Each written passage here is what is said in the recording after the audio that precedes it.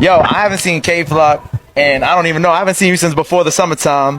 And since the last time I seen you, your life has just completely changed. Facts. Looking back at then to where you are now, bro, like, how does it feel? K-Flock has officially been sentenced, and the fallout from the 2021 Bronx shooting has finally caught up with him. With convictions on 5 out of 6 charges, the Bronx drill sensation now faces a hefty prison term of 10 to 30 years.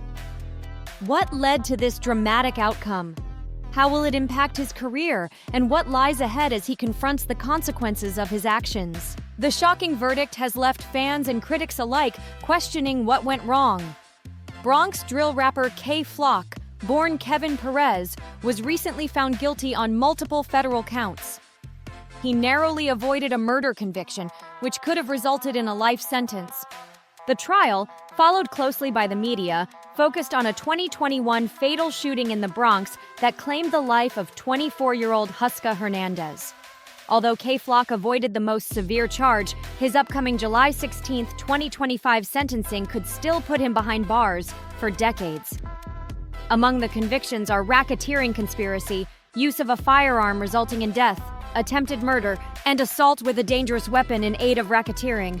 These charges stem from an alleged series of Bronx shootings between 2020 and 2022, linked to K-Flock's leadership of a street gang known as the IDES, or DOA. The December 16, 2021, incident outside a Harlem barbershop is the most infamous.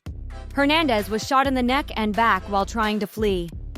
K-Flock's defense argued that the shooting was an act of self-defense, highlighting that he passed by the barbershop twice and waved off Hernandez 4 times before things escalated. They maintained that Hernandez was armed and emphasized the lack of a duty to retreat, contending that you can't outrun a bullet in such a dire moment. However, the jury wasn't convinced. After 2 days of deliberation, they returned guilty verdicts on the majority of charges. Despite the convictions, avoiding a murder charge was seen as a notable success for K-Flock's legal team. The rapper himself appeared to celebrate the development, boasting on Instagram, "I beat the top count," referring to the murder charge he managed to sidestep. This complex legal battle may mark a turning point not only for K-Flock's career, but also for the Bronx drill music scene as a whole. What happens next will shape not just his legacy, but also the conversation around street culture, music, and accountability. K-Flock made claims about the judge's demeanor during the trial, alleging that the judge became emotional at certain points. He stated, "Now he's not forced to give me life." This outcome spares Flock a mandatory life sentence, but the charges still place him at risk of a lengthy prison term. The shooting of Huska Hernandez remained a pivotal element of the case against K-Flock. Hernandez was shot outside a Harlem barbershop in what the prosecution described as a gang-related attack. Prosecutors contended that Flock and his associates were responsible for the shooting, presenting it as part of a broader pattern of violence connected to their gang activities. They further argued that Flock's music served as a tool to boast about violent deeds and to intimidate his rivals, fostering a climate of fear within the community. Though Flock avoided a federal murder conviction, the incident heavily influenced the racketeering charges that led to his guilty verdicts. Prosecutors painted Flock as the leader of a violent gang that used shootings and other criminal acts to maintain dominance in the Bronx. The jury agreed, finding that his actions were part of an ongoing pattern of gang-related violence. This conclusion contributed to his convictions on the racketeering and firearm charges. While his sentencing is set for July 16, 2025, experts predict he could face 20 to 30 years in federal prison due to the gravity of the charges and the fact that he was convicted under the Racketeer Influenced and Corrupt Organizations Act, RICO. RICO charges are notoriously severe and often carry decades-long sentences, particularly when they involve violent crimes. In addition to the federal charges, Flock still faces a separate state murder charge tied to Hernandez's death. The state case is independent of the federal RICO charges, meaning Flock could face another trial and potentially additional prison time if found guilty. This could leave him facing more years in prison, even if his federal sentence ranges from 20 to 30 years. The trial itself was a high-stakes legal battle, with the prosecution and defense offering opposing narratives regarding Flock's role in the shootings and his alleged gang leadership. The prosecution relied on the testimony of cooperators like Vance Brockington, who provided detailed accounts of the gang's activities and Flock's supposed position of authority. Meanwhile, the defense worked to undermine these witnesses, including one cooperator's sister, who testified that she believed her brother was lying. The case also examined the meaning of Flock's drill rap lyrics, with the prosecution arguing that his music served as a tool for intimidation. This use of lyrics as evidence added another layer of complexity to a trial already filled with dramatic testimony and conflicting stories. Prosecutors claimed K. Flock's lyrics glorified violence, but the defense argued they were simply artistic expression and not proof of criminal conduct.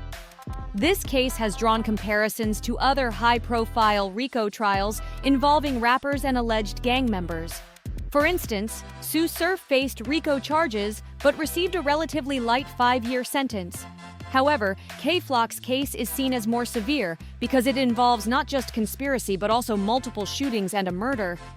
Similarly, the case of Bobby Shmurda, who also faced RICO charges, has been referenced. Shmurda chose to take a plea deal and served several years in prison before his release. By contrast, K. Flock went to trial, was found guilty on most charges, and now faces the possibility of a much longer sentence. RICO defendants who opt for trial and lose often receive harsher sentences, as judges tend to issue penalties at the upper end of the guidelines. Critics argue that K. Flock, like others in the industry, used his music to glorify violence and intimidate rivals. U.S. Attorney Matthew Podolsky, who prosecuted the case, said Flock spread fear throughout the community with his actions, using his music to threaten rivals, boast about shootings, and taunt victims. Podolsky added that K. Flock's conviction closes a chapter on his violent activities and sends a strong message to others involved in gang-related violence. The July 2025 sentencing will conclude a long legal ordeal. While Flock avoided a murder conviction, he still faces a potential prison term of 20 to 30 years for the other charges. This isn't the first time K. Flock has faced legal troubles. His rise to fame has been marked by a history of brushes with the law, painting the picture of someone who has struggled to break free from the criminal justice system. Before the 2021 shooting that thrust him into the national spotlight, K. Flock was already on law enforcement's radar. As a teenager, he was implicated in gang activities and faced various charges, including gun possession. These ongoing legal issues have overshadowed his career, leaving many to wonder how different his path might have been if not for the persistent entanglement with crime. K. Flock's ties to the Bronx-based Sevside DOA gang and his music, which often depicted street violence, further established his image as someone deeply connected to gang culture. The incident that thrust him into the national spotlight took place on December 16, 2021, when 24-year-old Huska Hernandez was fatally shot outside a Harlem barbershop. Surveillance footage captured the tragic sequence of events. Flock, accompanied by a female companion, walked past the barbershop. Shortly thereafter, an argument ensued, and Hernandez was shot in the neck and back while attempting to flee. He later succumbed to his injuries. The shooting quickly became a controversial case. K. Flock's defense argued that Hernandez confronted him aggressively, forcing Flock to act in self-defense. They maintained that Flock feared for his safety during the encounter. Conversely, prosecutors alleged that the shooting was a premeditated gang-related attack tied to Flock's association with Sevside DOA. They claimed this act was part of a pattern of violence linked to Flock's role within the gang. The footage played a crucial role in shaping the trial's narrative, showing Flock walking past the barbershop with his face partially covered, initially suggesting he wasn't seeking conflict. Newly surfaced footage challenged the original police account, showing that Flock never entered the barbershop or initiated the altercation. Instead, it appeared that Hernandez stepped outside to confront him after recognizing him.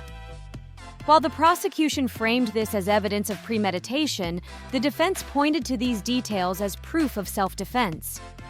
The footage fueled online debates, with some noting inconsistencies in the narrative. Reports emerged of Flock allegedly FaceTiming about being in op territory just before walking by the barbershop. This may have drawn Hernandez's attention, leading to the confrontation and ultimately the fatal exchange. Throughout the investigation, Flock's music and social media activity became key points of contention. Prosecutors argued that his lyrics and videos glorified gang violence and created an atmosphere that fueled his criminal activities. This case not only placed a spotlight on Flock's alleged actions, but also raised broader questions about the role of drill music in street culture and how artistic expression intersects with real-life violence. K-Flock's lyrics and social media posts became central pieces of evidence in his trial. Prosecutors cited specific lines from his track, "Who Really Buggin'," claiming they referenced a shooting. They also presented a FaceTime video he allegedly made before the fatal incident. In response, the defense argued that these elements were merely artistic expression, noting that some lyrics predated the Hernandez shooting and didn't directly reference any particular crime. Despite these counter-arguments, Flock's music and online presence shaped the prosecution's narrative. In 2023, his legal situation worsened when he was implicated in a sweeping federal RICO indictment. The charges, involving 8 alleged members of the Sev Side and Third Side gangs, included racketeering conspiracy, attempted murder, assault with a dangerous weapon, and using firearms in violent crimes. Prosecutors claimed Flock was a leader in Sev Side, a gang they described as using violence to maintain power and intimidate rivals. They argued that his lyrics and music videos weren't just creative works, but threats and boasts tied to actual violence. The RICO indictment covered a series of shootings in the Bronx between June 2020 and February 2022, including 1 murder.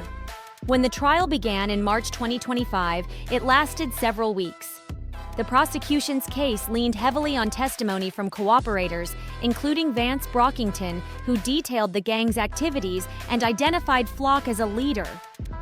Key evidence also included surveillance footage from the Hernandez shooting, as well as Flock's own lyrics and social media posts.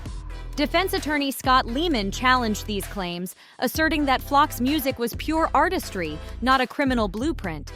The defense also maintained that the Hernandez shooting was self-defense, arguing that Hernandez confronted Flock, leaving him in fear for his life.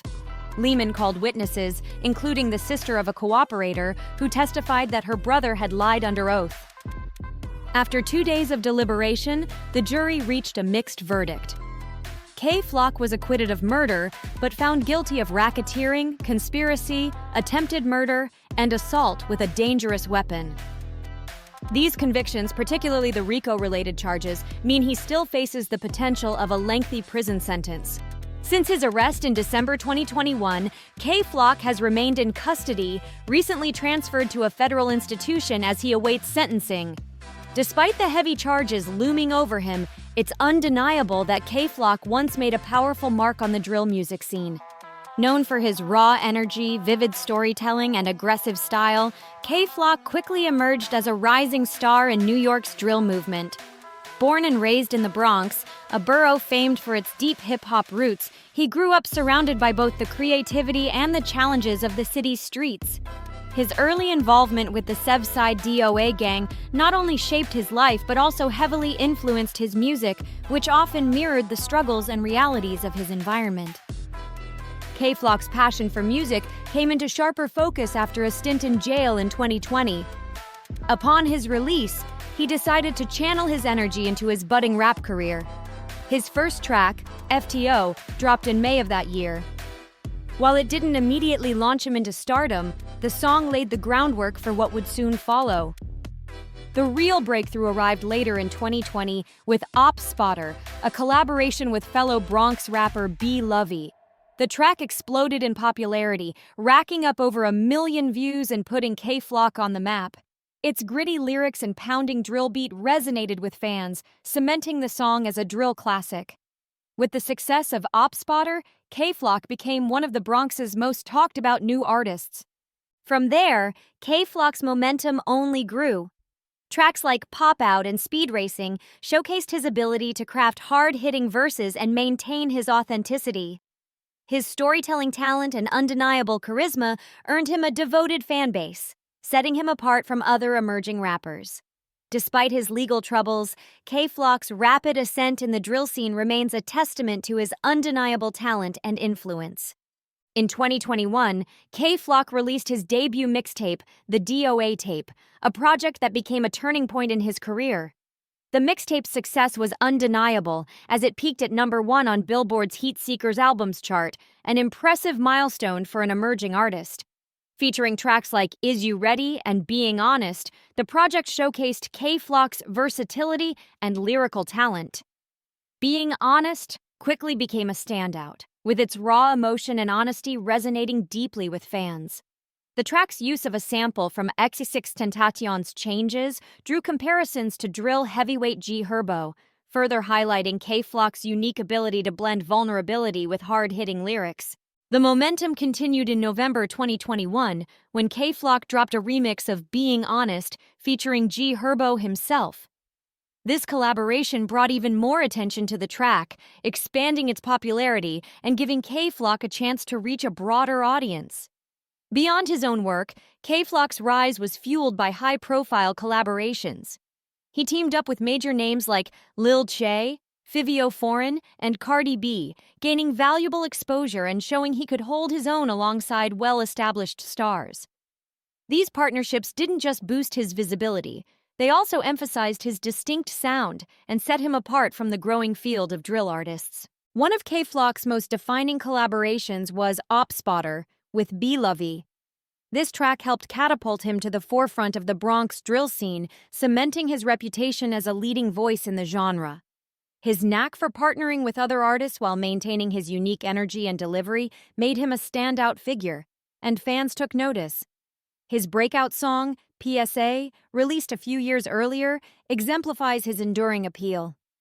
With over 75 million views on YouTube, PSA is widely regarded as a drill anthem, earning praise for its pounding beat, sharp lyrics, and K-Flock's signature, unapologetic style.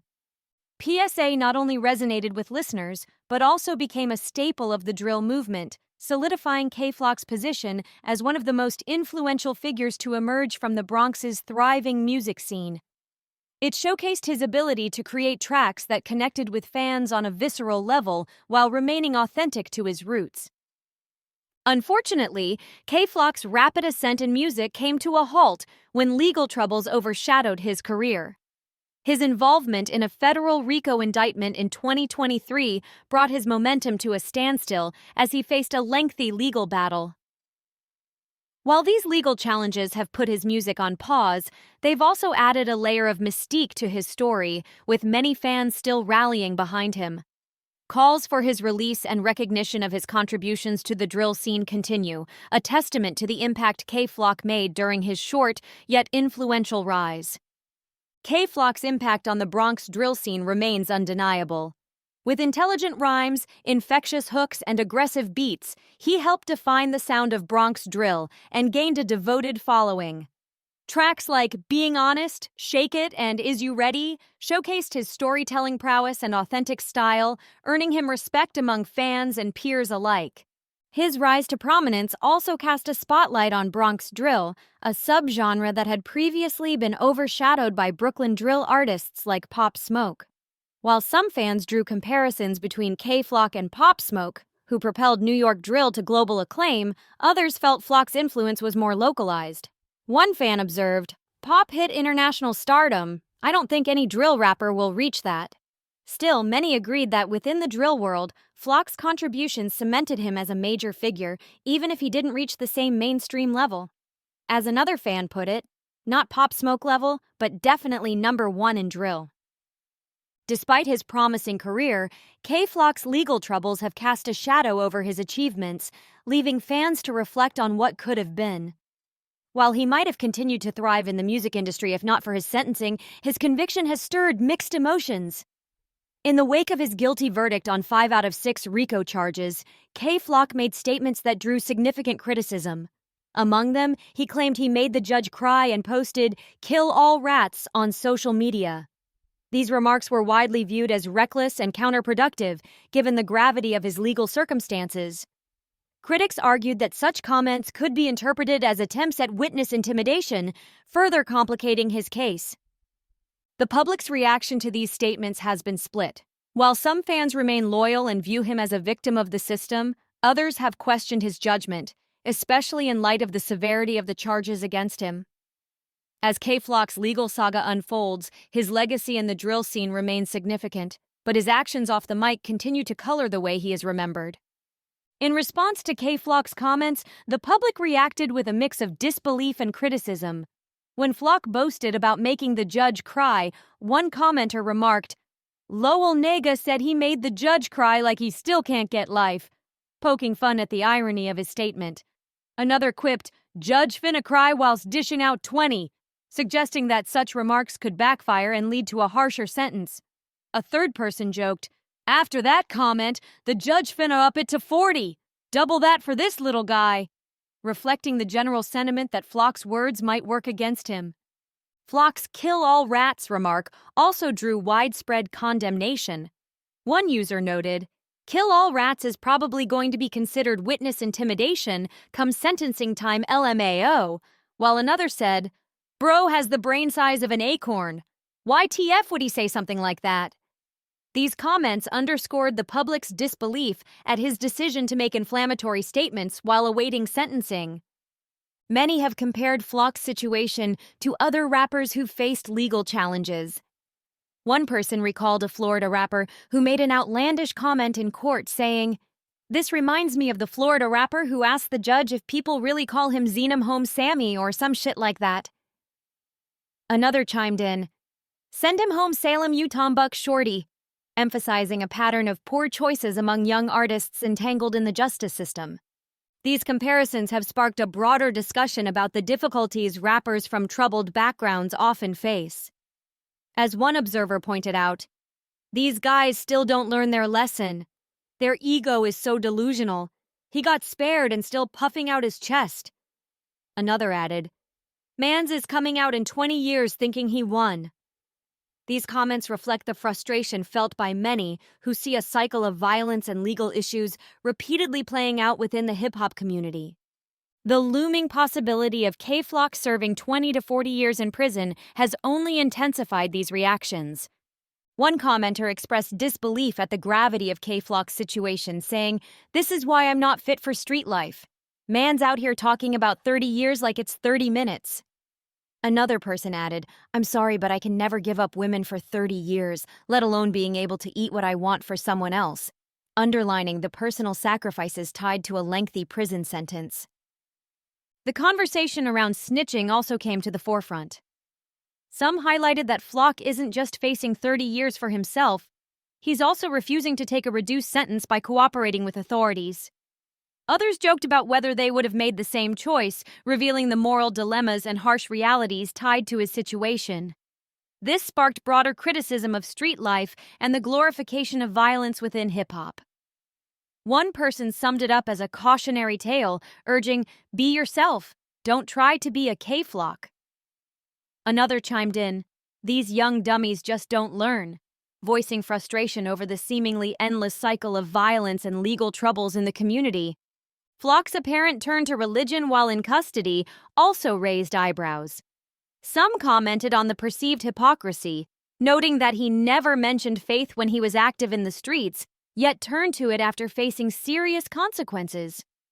This fueled public skepticism about his motivations, sparking wider conversations about accountability and the choices individuals make before and after finding themselves in trouble. Despite all the backlash, some fans continued to support him. While these voices were fewer than the critics, they still expressed solidarity and admiration for Flock's story and actions. Among this loyal fan base, there was an acknowledgement of the challenges he now faces. Many reflected on the potential he showed as an artist, pointing out that he was on track to become one of the top figures in drill music. Others mourned how his promising career came to an abrupt halt just as he was gaining significant traction. These mixed reactions underscore the tragedy of a talent derailed by legal troubles and the complexities surrounding his situation. K-Flock's legacy is now a mix of undeniable musical talent and the stark realities of his legal troubles. With tracks like Being Honest, PSA, and Op Spotter, he displayed a raw energy and storytelling ability that earned him a solid place in New York's drill scene. His rise was fast and impactful, but his achievements have been largely overshadowed by the legal challenges and controversial remarks that have come to define much of his public image. A potential sentence of 20 to 40 years in prison means K-Flock will miss what would have been his prime creative years. Even if he manages to beat certain charges, he still faces a lengthy incarceration that will make it difficult to re-establish his music career. The odds he faces, both legally and within the industry, reflect the harsh reality of his situation. The public's reaction to K-Flock's circumstances has been complex, ranging from disbelief and criticism to ongoing support from loyal fans. These responses underscore the broader challenges faced by artists from difficult backgrounds who find themselves in trouble with the law. While K-Flock's influence on the Bronx drill scene is undeniable, his legal troubles and polarizing statements have cast a long shadow over his career. The future remains uncertain, and his story serves as both a cautionary tale and a reminder of the complicated dynamics of fame, art, and accountability.